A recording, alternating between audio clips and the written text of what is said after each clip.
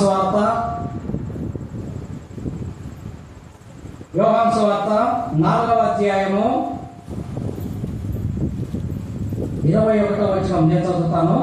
అమ్మా, ఒక కాలం వచ్చుతున్నది, ఆ కాలమందు ఈ పర్వతం మీదనైనను యెరూషలేములోనైనను మీరు తండ్రిని ఆరాధింపరు, నా మాట నమ్మము.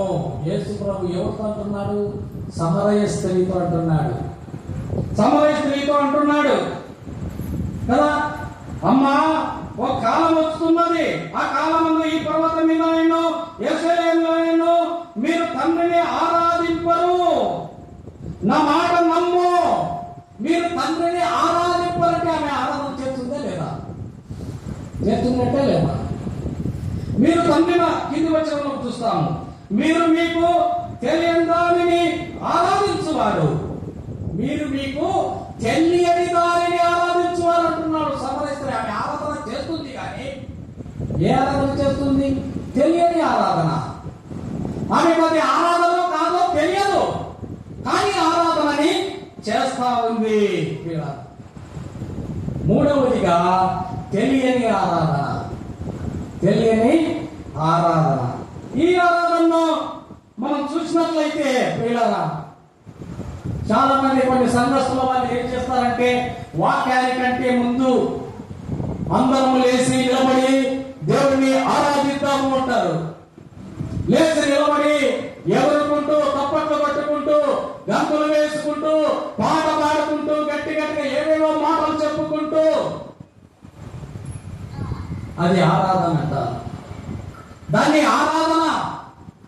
అది ఆరాధనో కాదో వాళ్ళకు తెలియదు, వినేవారికి తెలియదు.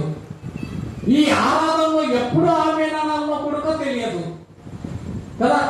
ఆమెను ఎప్పుడు అనాలి? చూడండి, మనం చూస్తాం, కొరింథీయులకు రాసిన పత్రికలో మనకు కనపడుతుంది.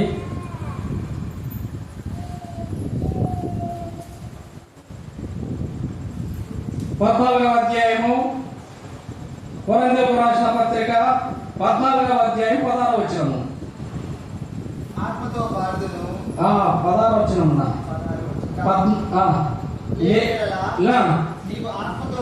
ఆత్మతో స్తోత్రం చేసినప్పుడు ఉపదేశం పొందని వాడు నీవు చెప్పిన దాన్ని గ్రహింపలేడు గనక నీవు కృతజ్ఞతాస్తుతులు చెల్లించినప్పుడు ఆమేనని వాడు ఎలాగూ పలుకును కదా. ఆమేనని ఎప్పుడు చెప్పాలి? నీ ఆరాధనలో ఆమేన్ అనడానికే లేదు. నీది ఒక ఆరాధన, తెలియని ఆరాధన. తెలియని ఆరాధన. నా ఆరాధన కరెక్ట్ అయితే దయచేసి నాకు కౌంటర్ ఏంటి, మీరు రెఫరెన్స్ తో సహా చూపేయండి. మీకు వీడియోలు పెడుతున్నాను, నేను యూట్యూబ్లో వీడియో పెడతాను, వాళ్ళకు చెప్తున్నాను. మీ ఆరాధన కరెక్ట్ అయితే నేను ఎలా రెఫరెన్స్ చూపించి చెప్తా ఉన్నానో మీరు కూడా చూపించండి నాకు.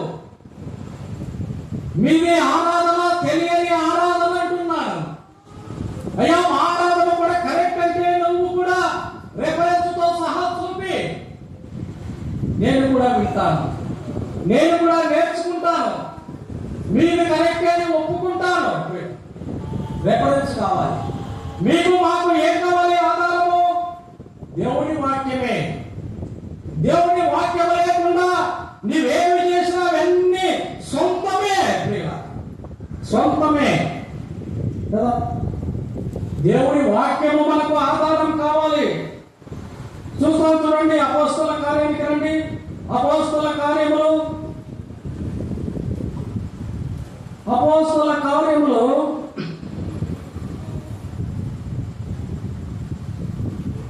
11వ పరిశోధించేది.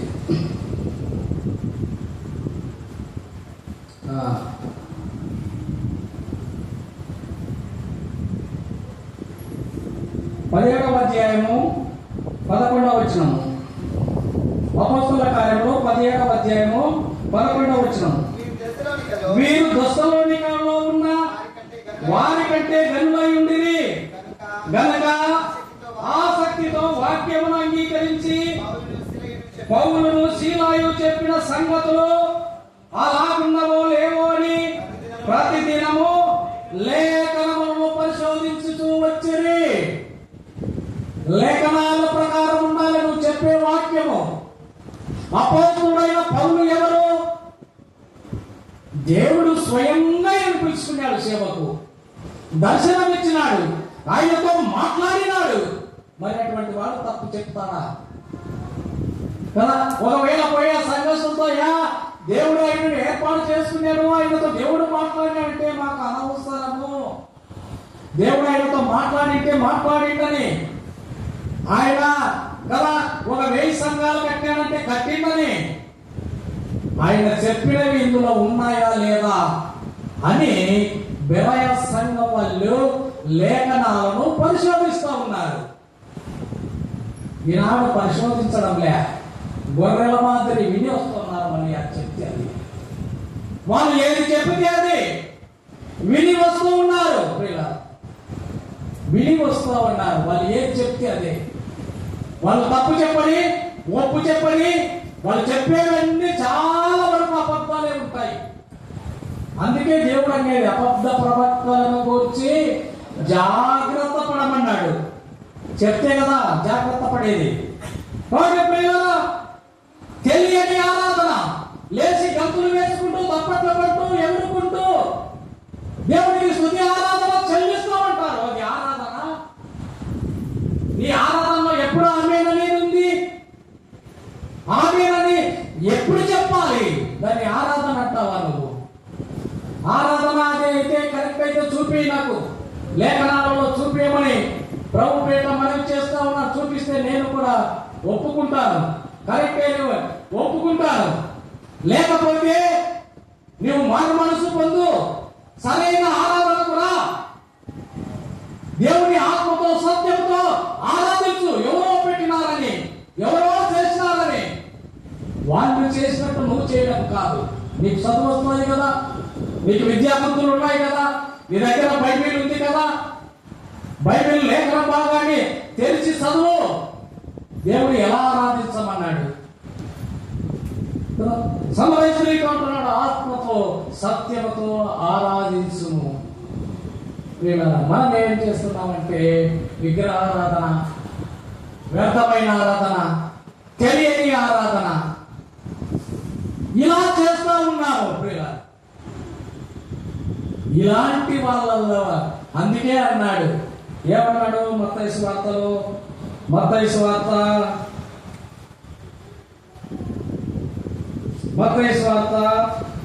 7వ అధ్యాయము 21వ వచనము. ప్రభువా అని నన్ను పిలిచి ప్రతి వాడును పరలోక రాజ్యంలో ప్రవేశింపడం. వాక్యము కదా బైబిల్ పట్టుకొని బోధించినంత మాత్రాన నీవు కదా నీవు టంగలు వేసుకొని, ఆ శాలవాలు వేసుకొని, శాలల మీద సిలువలు పెట్టుకొని ఏమేమో చేసినంత మాత్రాన, నువ్వు ఎవరి చేతున్నా అభిషేకాలు పొంది దాట్యం చెప్పినంత మాత్రాన ప్రభువా అని నన్ను పిలుచు ప్రతి వాడు పరలోక రాజ్యానికి చేరడు. గాని అంటున్నాడు. గాని అంటే పోయే అవకాశం ఉంది. ఎట్లా అవకాశం ఉందంట చూడు. కానీ పరలోకమందున్న నా తండ్రి చిత్త ప్రకారము చేయువాడే ప్రవేశించును. తండ్రి చిత్తం చేయాలి. తండ్రి చిత్తాన్ని పక్కన పెట్టి అన్ని నీ చిత్తాలు చేసుకుంటూ, నీ ఇష్టానుసారంగా చేసుకుంటూ, నీ ఇష్టానుసారమైన పద్ధతులు పెట్టుకుంటూ నువ్వు బోధిస్తే దేవుడు అంగీకరిస్తాడా? ప్రభువా అని నన్ను పిలుచు ప్రతి వాడు పరలోక రాజ్యం వాడు. వాళ్ళే పోరు. వాళ్ళ వాక్యం విన్న వాళ్ళు ఎప్పుడు పోతారు? వాళ్ళ వాక్యం విన్న వాళ్ళు ఎప్పుడు పోతారు? వాళ్ళకి ఆరాధన క్రమం తెలియదు, ఆరాధన ఎట్లా చేయాలో తెలియదు. ఒకఆయన అన్నాడు, మాకు తెలియని ఆరాధన ఎందుకంటా ఉన్నా, దావీదు మందసం ఉందరా కదా, మా దావీదు మందసం ఉందరా ఎగరలేదా అంటే, ఏడుంది నీ మందసం? నీకు మందసం ఉందా? ఇక్కడ పోనీ దావీదు ఎగిరినాడు, దావీదు సింహాన్ని చంపినాడు. మళ్ళా నువ్వు ఒక్కొక్క కుక్క పిల్లని చంపు చాలంటే, ఒక కుక్క పిల్లని చంపు. దావీదు సింహాసనం చంపినాడు, దావీదుతో పోల్చుకుంటావా నువ్వు? దానియేలు ఎగిరేటప్పుడు బట్టల్లో ఊడిపోయినాయి. నువ్వు అట్లా ఎగురుతావా? తెలియని ఆరాధన ఈ ప్రజలు కదా. సమరయ స్త్రీతో ప్రభు అంటున్నాడు కదా, ఇంకేమంటున్నాడు? ఆ దినమున అనేకులు వచ్చి నన్ను చూచి, మత్తయి సువార్త 7:22, ఆ దినమందు అనేకులు నన్ను చూచి, ప్రభువా ప్రభువా, మేము నీ నామమున ప్రవచింపలేదా? నీ నామమున దయ్యములు వెళ్ళగొట్టలేదా? నీ నామమున అనేకమైన అద్భుతములు చేయలేదా అని చెప్పుదురు. చేసినావు అన్ని, నువ్వు బైబిల్ పట్టుకొని చేసినావు, బైబిల్ పట్టుకొని బోధించినావు, దేవుని గురించే చెప్పినావు. కానీ అందులో అన్ని విచిత్రమే ఉన్నాయి. అది వినేవాళ్ళు గ్రహించడం లేదు, అది వినేవాళ్ళు సరిగ్గా వినడం లేదు. దయ్యములను వెళ్ళగొట్టలేదా? నీ నామమున అద్భుతాలు చేయలేదా?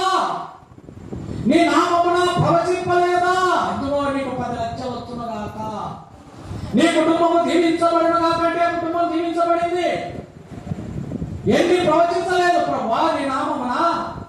నీ నామమున ఎన్ని దయ్యాలు వెళ్ళగొట్టలేదు ప్రభువా? నీ నామమున ఎన్ని అద్భుతాలు చేయలేదు ప్రభువా అని అంటారంట వాళ్ళు. అని ప్రభు దగ్గర వాళ్ళు అంటే, ప్రభు దగ్గర ప్రభు ఏమంటున్నాడు? ప్రభు ఏమంటున్నాడు?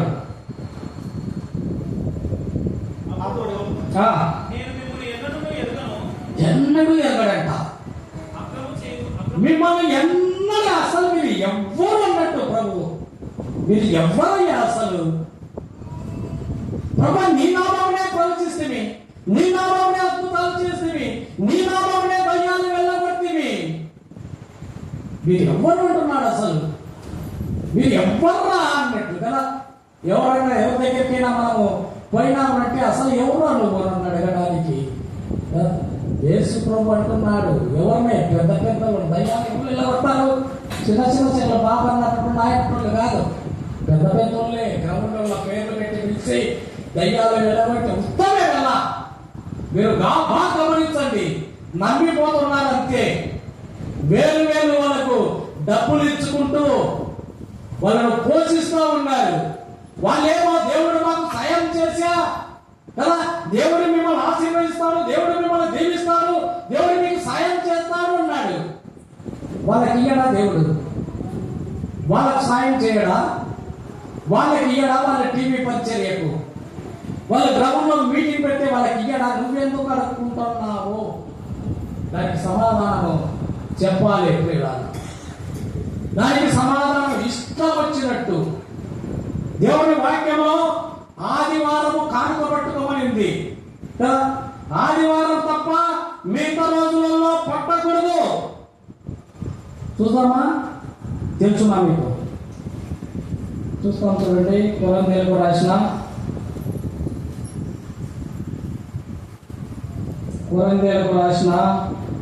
పత్రిక 16వ అధ్యాయం 1వ వచనం. పరిశుద్ధుల కొరకైన కానుక విషయమైతే నేను గలతీయ సంఘములకు నియమించిన ప్రకారము మీరును చేయండి. నేను వచ్చినప్పుడు సందా పోగు చేయకుండా ప్రతి ఆదివారం మీలో ప్రతి వాడును తాను వర్ధిల్లిన కొలది తన యొక్క కొంత సొమ్ము నిల్వ చేయవలెను. అపోస్తుడైన పౌలు అంటున్నాడు, నేను వచ్చినప్పుడు ఎందుకు కానుక పెడతానయ్యా? నేను వచ్చినప్పుడు మీరు కానుకలు పట్టవద్దు, కానుకలు పట్టవద్దు. ప్రతి ఆదివారం తాను వర్ధిల్లిన కొలది ప్రభుకి ఏమన్నాడు? పెద్ద పెద్ద సేవకులే మీటింగ్ పెట్టి ప్రతిరోజు కానుక పట్టుకున్న ఇది అక్రమం కదా. అందుకే ప్రభు అన్నాడు, నీ నామమున దయ్యాలు వెళ్ళగొట్టలేదా? నీ నామమున అనేకమైన అద్భుతములు చేయలేదా అని చెప్పుదురు. అప్పుడు నేను మిమ్మల్ని ఎన్నడూ ఎరగను, అక్రమము చేయవాలారా నా యొద్ద నుండి పొండి. ఎంత భయంకరము ప్రియులారా, ఎంత భయంకరం! చేసినంత దేవుని సేవనే, చేసినంత దేవుని సేవనే. క్రమంగా చేయలే, అక్రమంగా చేసినారు. రోజు కానుక పట్టుకోవడం అది క్రమమా? వాక్యం తెలియదా వాళ్ళకు? వాక్యం చదవలేదా? ఎవడు పెట్టమన్నాడు నిన్ను మీటింగ్ గ్రౌండ్లో? దేవుడు పెట్టమని అంటే పెట్టు, కానీ దేవుడు ఇస్తాడు. దేవుడు పెట్టమని చెప్తే దేవుడు ఖచ్చితంగా ఇస్తాడు. నువ్వు ప్రజలను ఎందుకు మభ్య పెట్టి తీసుకుంటున్నావు కదా? వేరే సంఘస్థులతో నువ్వు తీసుకోకూడదు. వేరే సంఘస్థులతో చూడండి, 2 కొరింథీ 11వ అధ్యాయము, 2 కొరింథీ 11వ అధ్యాయము 8వ వచనము. మీకు పరిచర్య చేయటకై నేను ఇతర సంఘముల వలన జీతం పుచ్చుకొని వారి ధనమును దొంగిల వాడనైతిని. ఇతర సంఘస్థులతో నువ్వు ఎలా తీసుకుంటావు? ఏమంటున్నాడు? దొంగిలి అంటున్నాడు. దొంగలు దేవుడు రాజ్యానికి పోతారా? అందుకే అన్నాడు, ప్రభువా నీ నామమున అద్భుతాలు చేయలేదా? నీ నామమున ప్రవచింపలేదా? నీ నామమున దయ్యాలు వెళ్ళలేదా? అంటే అక్రమం చేయవాలారా, దొంగ నాయాలారా పొండి, నేను అసలు మిమ్మల్ని చూడలే. వాళ్ళ సేవల్లో ఏం కావాలి? ఏం సేవ చేస్తున్నారు? ఏం సేవ చేస్తున్నారు? అంత్య దినాల్లో ఉన్నాము, చివరి దినాల్లో ఉంటున్నాము. భయంకరమైన దినాల్లో ప్రియులారా, బూతులు ఘోషిస్తూ ఉన్నాయి. సిద్ధపడు, సరిచేసుకోమని ప్రభుపేట మనవి చేస్తూ ఉన్నాను కదా. యెషయా 28:26. యెషయా 28:26.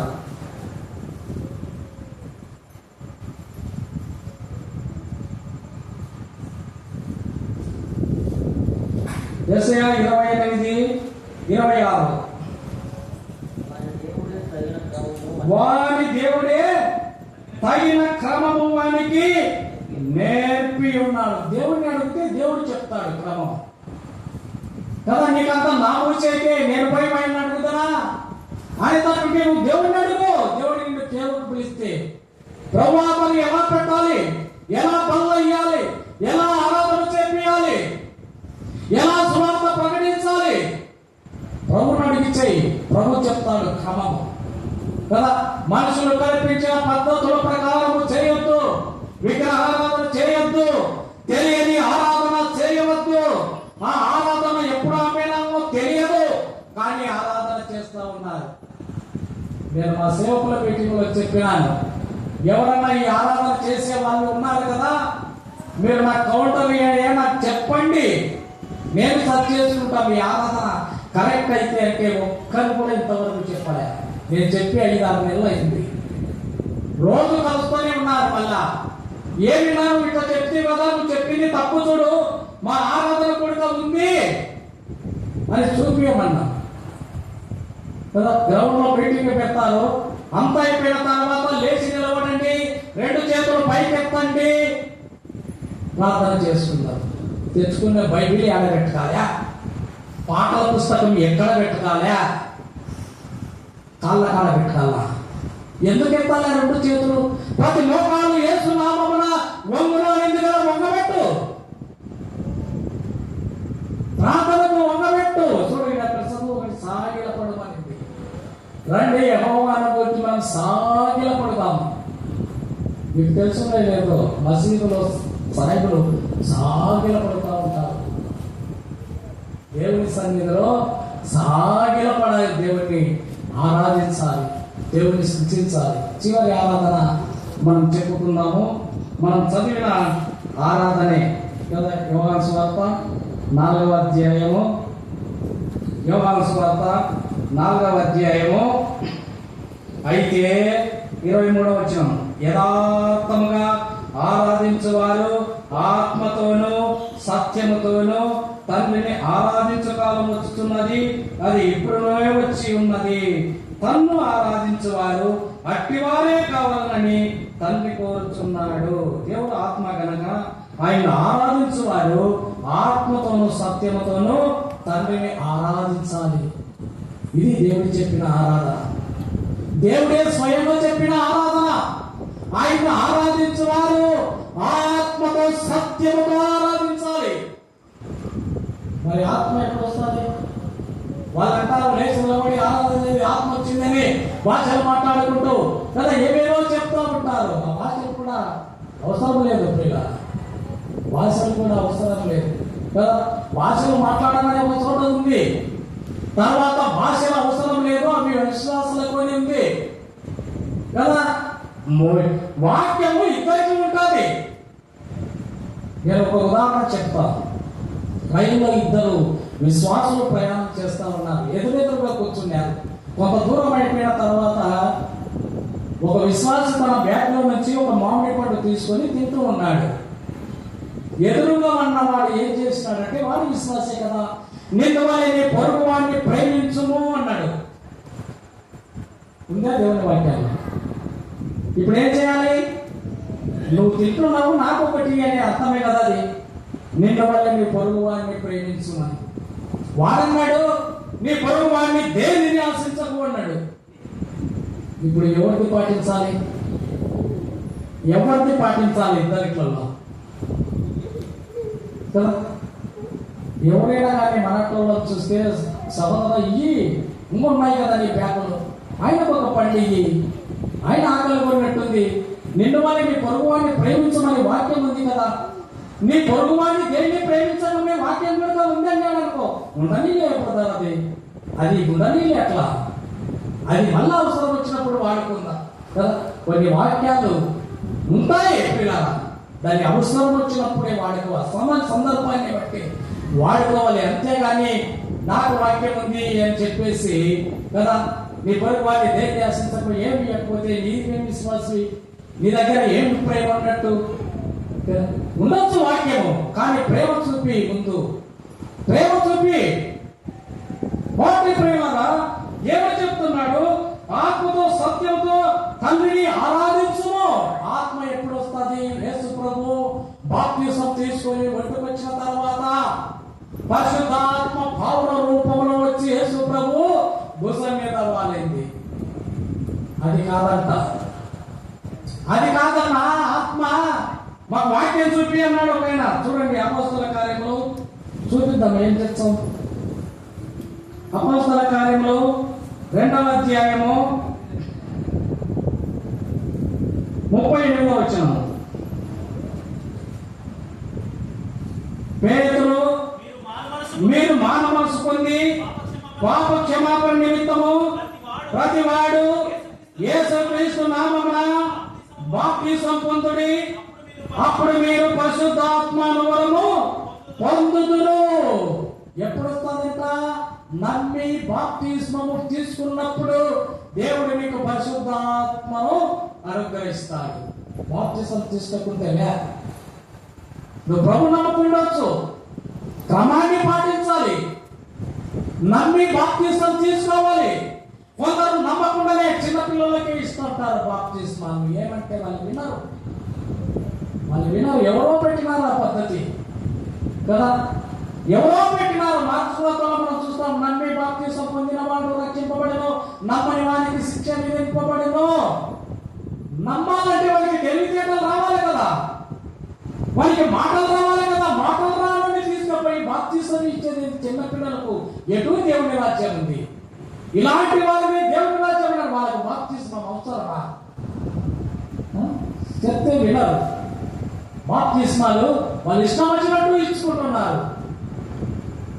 కాబట్టి పరిశుద్ధాత్మను వలన పొందుదురు. అది ఆత్మ. ఆత్మతో, రెండోది ఏమన్నాడు? సత్యముతో.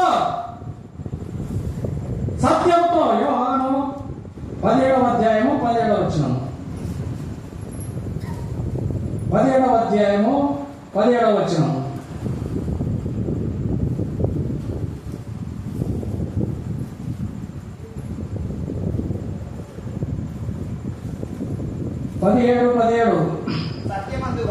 సత్యమందు వారిని ప్రతిష్ఠ చేయము, నీ వాక్యమే సత్యము. ఆత్మతో సత్యముతో కదా.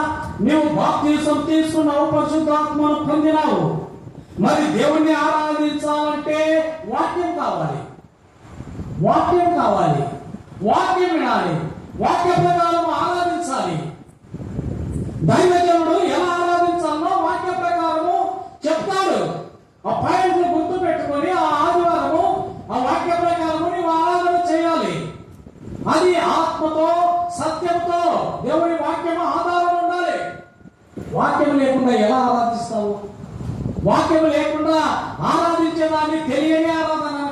వ్యర్థమైన ఆరాధన అనక ఏమంటారు మొదలను.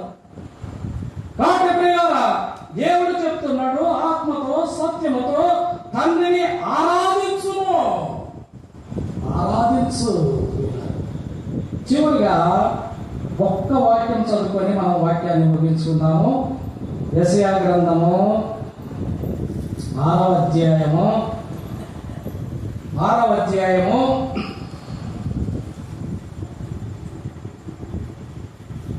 మొదటి నుంచి చదువుకుందాము. రాజైన ఉజ్జియా మృతి పొందిన సంవత్సరమున అత్యున్నతమైన సింహాసనంతో ప్రభు ఆసీనుడై ఉండగా నేను చూచితిని.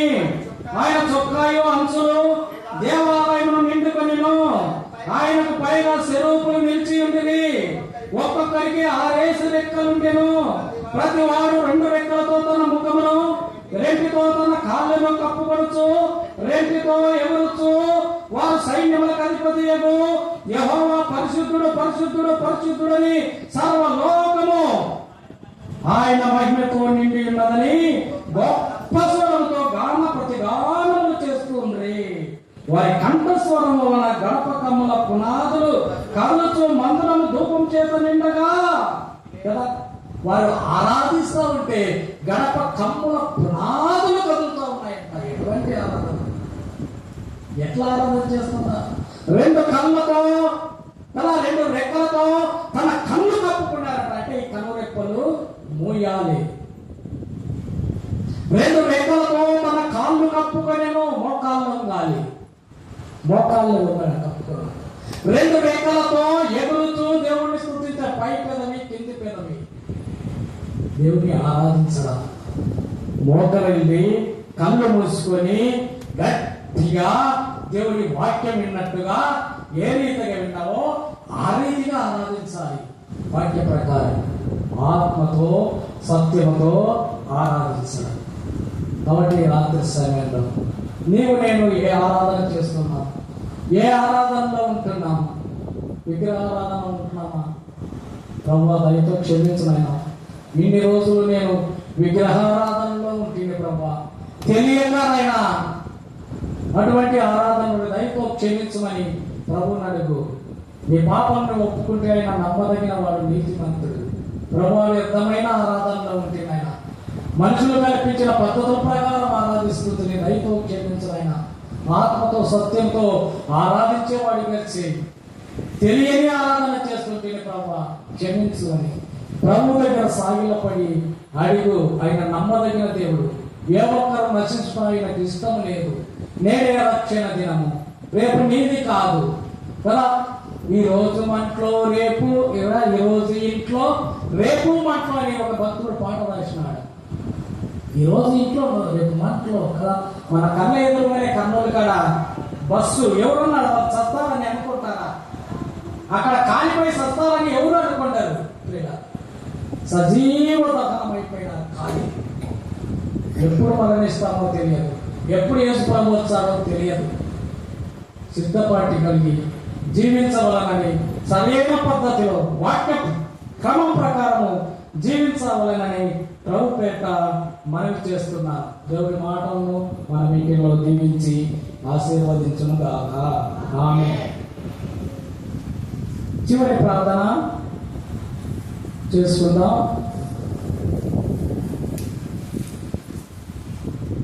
చివరి ప్రార్థన. మహాపరిశుద్ధుడు, ప్రేమగల తండ్రి, జీవగల నాయనా, నీ ఘనమైన పాదాలకు వందనాలు, స్తుతులు, స్తోత్రాలు నాయనా. అద్భుత ఆశ్చర్యకరుడా నీకే స్తుతులు, స్తోత్రాలు నాయనా. మహాగణుడ, మహోన్నతుడ స్తోత్రాలు. ఉన్నత స్థలం నివాసం చేయుచున్నవాడు అయినప్పటికీ వీరికి నలిగిన హృదయం ఉజ్జింపచేసుకును దీన మనసు గల వారి యొక్క నా నివాస స్థలం అని సెలవిచ్చిన మా పరమ తండ్రి నీకే స్తుతులు, స్తోత్రాలైనా. ఈ రాత్రి సమయంలో ప్రభువా విత్తబడిన వాక్యానికి నీరు కట్టి ఫలింపజేయనైనా, విన్న ప్రతి హృదయంలో ఫలించుటకై కృపను అనుగ్రహించినైనా.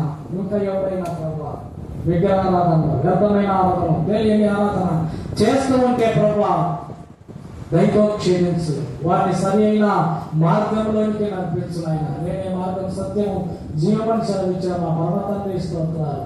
నీ సత్య మార్గంలోనికి వారిని నడిపించి క్రమమైన పద్ధతిలో ప్రభు నిన్ను ఆరాధించే బిడ్డలుగా చేయమని ఇంతవరకు ప్రభా నీ కృపా కాపుదల భద్రత ఇచ్చాను ఆయన స్తోత్రం. ఈ రాత్రి సంగతి ప్రభా మన రాష్ట్రాలకి అప్పు చెప్పుకుంటూ యేసయ్య పుణ్యనామం స్తుతించి గణపతి అడిగి వేడుకొంటున్నాం తండ్రి. ఆమేన్.